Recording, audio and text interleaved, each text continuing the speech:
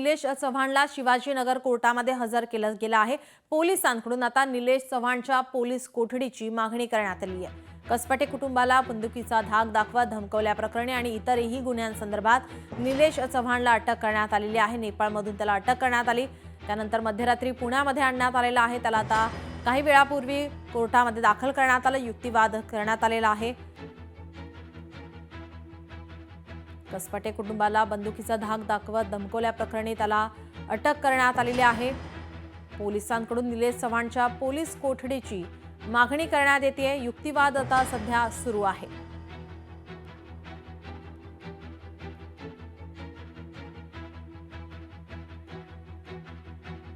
आपले प्रतिनिधी अमोल धर्माधिकारी आपल्यासोबत जोडलेले आहेत। अमोल, निलेश चव्हाणला आता कोर्टामध्ये हजर केलं गेलं आहे, कशा प्रकारे युक्तिवाद करण्यात आला, काय अधिकची माहिती? आताची ही अपडेट आलेली आहे। निलेश चव्हाण यावरचा युक्तिवाद आहे तो झालेला आहे आणि पुणे न्यायालयाकडून निलेश चव्हाण याला 3 जून पर्यंत पोलीस कोठडी देण्यात आलेली आहे। म्हणजे 3 दिवसाची आता त्याला पोलीस कोठडी मिळणार आहे आणि बावधन पोलिसांकडून निलेश चव्हाण याचा चौकशी आहे ती सुद्धा केली जाणार आहे। काल नेपाळच्या बाउंड्रीवरून निलेश चव्हाण याला पिंपरी चिंचवड पोलिसांनी ताब्यात घेतलेलं होतं आणि त्यानंतर मध्यरात्री त्याला पुण्यात आणलेलं होतं। आता त्याला पुणे न्यायालयामध्ये हजर करण्यात आल्यानंतर बावधन पोलिसांकडून काही माहिती आहे ती त्यांना गोळा करायची आहे आणि त्यामुळे निलेश चव्हाण याची 5 दिवसांची पोलीस कोठडी ही बावधन पोलिसांकडून मागण्यात आलेली होती, पण न्यायालयाने त्यांना 3 दिवसांची पोलीस कोठडी दिलेली आहे। ज्यावेळेस वैष्णवी हगवणे हिने आत्महत्या केली त्यानंतर तिचं जे बाळ होतं ते निलेश चव्हाण याच्या ताब्यात देण्यात आलेलं होतं। यामध्ये लता हगवणे, कस्तुरी हगवणे यांनी ते बाळ त्यांच्या ताब्यात दिलेलं होतं, पण निलेश चव्हाण हा कोणताही हगवणे कुटुंबाचा नातेवाईक नाही, असं असताना त्याच्याकडे बाळ का दिलं याची सुद्धा चौकशी करायची आहे। त्याचबरोबर लता हगवणे आणि कस्तुरी हगवणे यांचे जे मोबाईल आहेत ते निलेश चव्हाणकडे असल्याची माहिती आहे आणि त्यामुळे ते सुद्धा जप्त करायचे। त्याच्यातला जो डाटा आहे तो सुद्धा पोलिसांना तपासायचा आहे। इतकंच नव्हे तर ज्यावेळेस निलेश चव्हाणकडे हे बाळ होतं आणि कसपटे कुटुंब ते बाळ आणण्यासाठी गेलेलं होतं त्यावेळेस त्यांनी जे धमकावलेलं होतं त्याबद्दल सुद्धा चौकशी करायची आहे। खरं तर निलेश चव्हाण याच्यावर याआधी सुद्धा अनेक गुन्हे आहेत आणि त्यामुळे हा गंभीर स्वरूपाचा गुन्हा आहे आणि त्यामुळे वैष्णवी हगवणे आत्महत्या प्रकरणामध्ये निलेश चव्हाण याचा नेमका रोल काय आहे या अनुषंगाने तपास करायचा असं सरकारी वकिलांकडून सांगण्यात आलेलं आहे। पण निलेश चव्हाण यांच्या वकिलांकडून ज्यावेळेस बाजू मांडण्यात आलेली आहे त्यावेळेस निलेश चव्हाण याच्यावर जे काही आधी गुन्हे दाखल झालेले आहेत त्यावेळेस त्यांनी पोलिसांना सुद्धा सहकार्य केलेलं आहे असं सुद्धा म्हटलेलं आहे आणि त्यामुळे कोणत्याही प्रकारे त्यांनी कसपटे कुटुंबाला धमकावलेलं नाहीये असं सुद्धा सांगण्यात आलेलं आहे। दोन्ही बाजूचा युक्तिवाद ऐकल्यानंतर न्यायालयाकडून आता 3 जून पर्यंत निलेश चव्हाण याला पोलीस कोठडी सुनावलेली आहे आणि त्यामुळे ही सर्वात महत्त्वाची अपडेट आता समोर आलेली आहे। पोलिसांनी 5 दिवसांची पोलीस कोठडी मागितली होती, पण 3 दिवसांची पोलीस कोठडी आता मिळालेली आहे आणि त्यामुळे निलेश चव्हाण याच्याकडे आता बावधन पोलिसांकडून चौकशी आहे ती सुद्धा केली जाणार आहे। नेमकं निलेश चव्हाण याने काय काय सहकार्य या संपूर्ण प्रकरणामध्ये हगवणे कुटुंबाला केलेलं आहे हे सुद्धा पाहणं महत्त्वाचं आहे।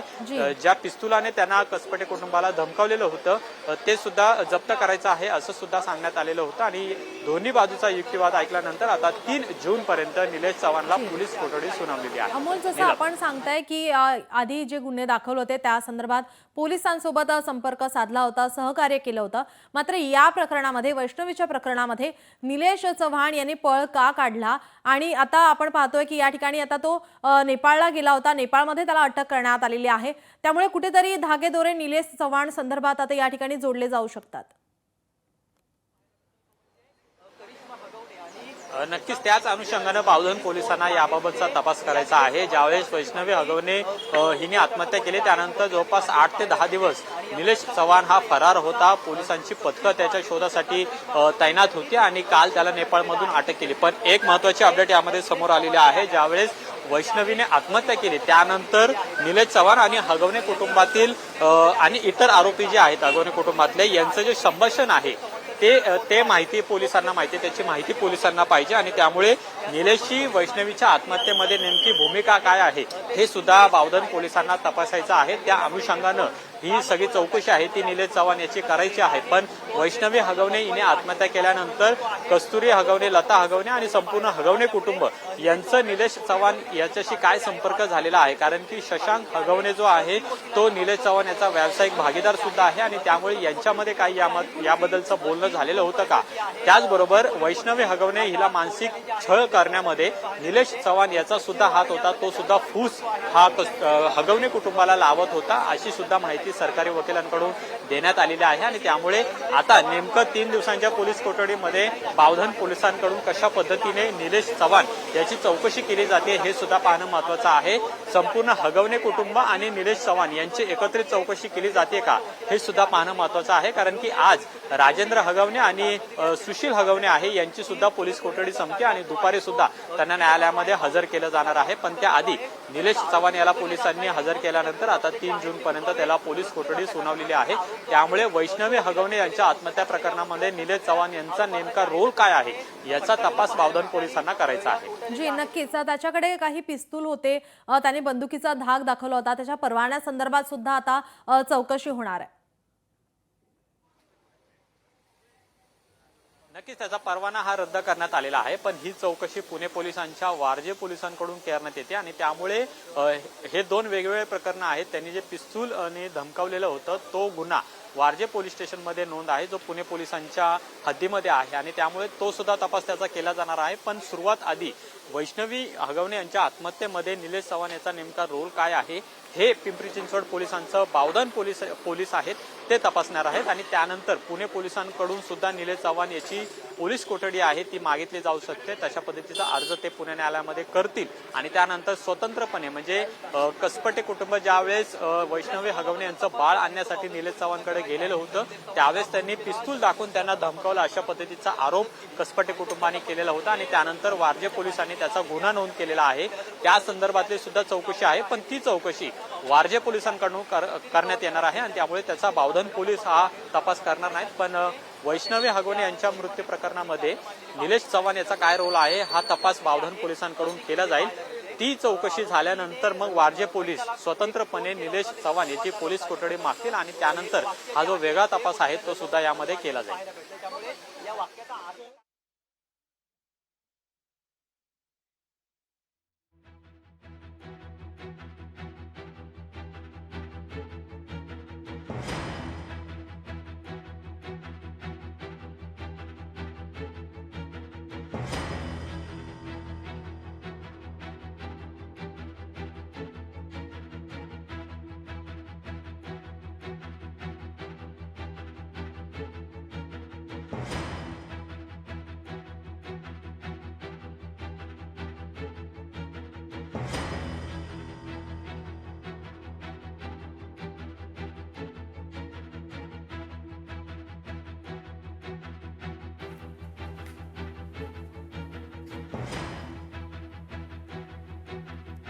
आता युक्तिवाद हा झालेला आहे। आता 3 जून पर्यंत निलेश चव्हाणला पोलीस कोठडी सुनावण्यात आलेली आहे। आता या चौकशीतून आता काय समोर येतं हे पाहणं महत्त्वाचं ठरणार आहे। कोर्टामध्ये युक्तिवाद झालेला आहे, वैष्णवीचा छळ करायला सांगितल्याचा संशय या ठिकाणी युक्तिवादमध्ये बोलला गेला आहे। आपल्यासोबत सामाजिक कार्यकर्ते अंजली दमानिया या फोन लाईन वरून जोडलेले आहेत। अंजली ताई, आपण पाहतोय निलेश चव्हाणला अटक करण्यात आली, आज त्याला कोर्टात हजर केलं, 3 जून पर्यंत पोलीस कोठडी सुनावण्यात आली आहे। हो, आता आज 3 जून पर्यंत त्याला पोलीस कोठडी दिली आहे। या 3 जून पर्यंत बरंच काही मला वाटतं पोलिसांना खोदून काढणं गरजेचं आहे। आणि हॅलो, हो बोला बोला।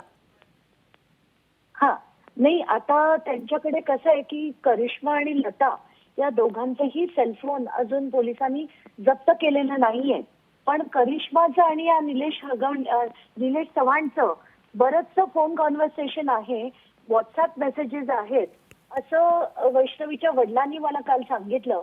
आणि त्यांचं म्हणणं होतं की आधी आता याला अटक झाल्याबरोबर पहिलं तर याचा फोन जप्त होऊन तो पूर्ण डेटा रिट्रीव्ह करण्यासाठी पाठवला पाहिजे, कारण आत्ताच्या घटनेला शशांक आणि या सगळ्यांनी त्यांचे इंस्टाग्राम हँडल, सगळ्या ट्विटर हँडल सगळं डिलीट करून टाकलंय।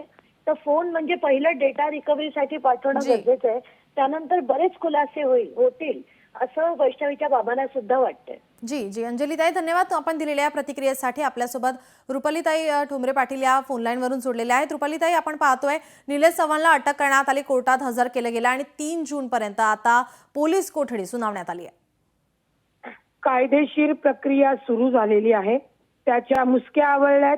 आता कसपटेंनी जी तक्रार दिली होती की बाबा त्यांनी ते बंदुकीने धमकवलं होतं, त्याच्यानंतर बंदूक जप्त करायची आहे, त्याच्यानंतर हगवणे कुटुंबाचा आणि त्याचा काय संबंध होता, त्याला बाळ कुणी दिलं, का त्याने ते बाळ कसपटेंना दिलं नाही, आणि जी काही करिश्मा हगवणे आहे किंवा जे हगवणे कुटुंब आहे त्यांच्यातला आणि या निलेश चव्हाणच्या याच्यामधला काय संवाद होता, कशासाठी त्यांनी वैष्णवीचा छळ केला, या सगळ्या गोष्टी समोर येणं गरजेचं आहे.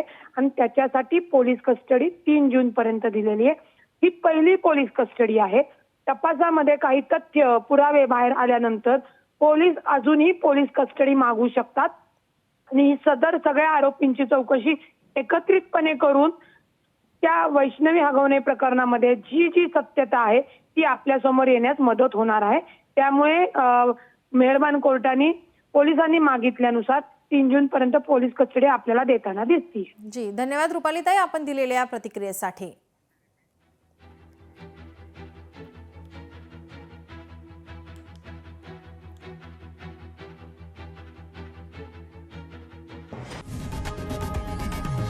लोकशाही मराठी ऐका, पहा, जागरूक रहा.